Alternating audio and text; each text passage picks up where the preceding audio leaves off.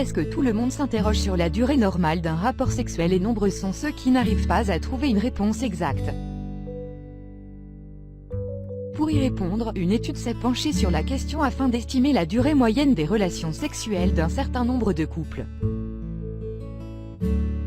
Le site The Conversation s'est intéressé de près à la sexualité des couples. Il va sans dire qu'une sexualité épanouie fait partie de la santé globale.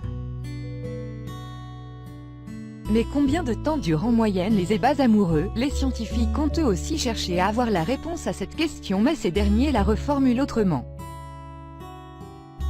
Selon eux, la question est de connaître la durée moyenne de latence de l'éjaculation intravaginale. Une étude effectuée sur 500 personnes.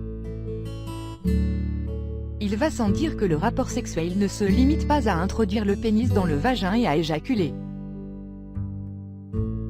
Toutefois, il semble difficile de déterminer ce qui en fait partie.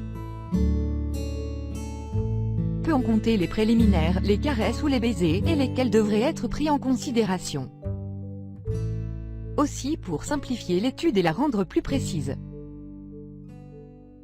les chercheurs se sont plus concentrés sur la période allant de la pénétration à l'éjaculation. 500 couples originaires de divers pays ont participé à cette étude.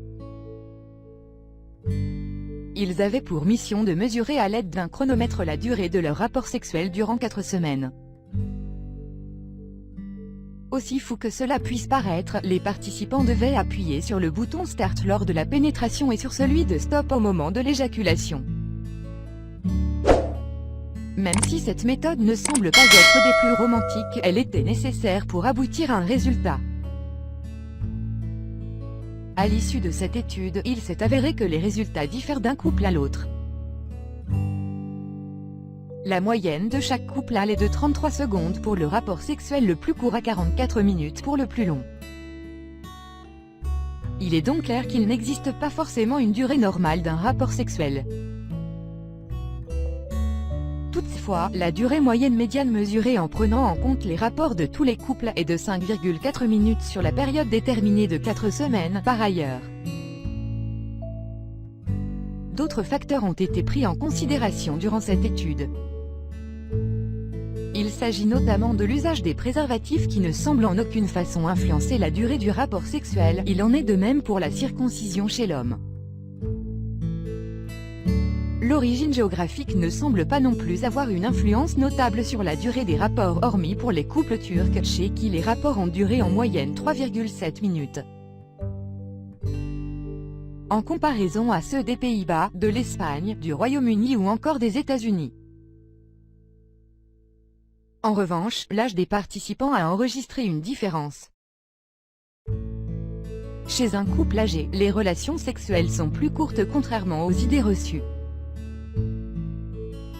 Cette étude serait-elle pour autant fiable? Il va sans dire qu'il existe quelques failles dans cette étude, notamment en ce qui concerne les données démographiques qui ne concernaient que des sujets à prédominance blanche. De plus, la pression d'avoir un rapport sexuel chronométré pourrait affecter certaines personnes et par conséquent le résultat. D'un autre côté, Catherine Blanc, sexologue, a expliqué dans une émission sur Europe 1 qu'il ne faut pas réfléchir sur le temps que dure un rapport sexuel. Elle ajoute qu'en matière de sexualité, il faut se concentrer sur son désir, ses envies et celles du partenaire. Pour ce qui est de la durée moyenne du rapport de 5,4 minutes, la spécialiste estime que tout dépend de l'investissement de chacun et de l'intensité du rapport sexuel.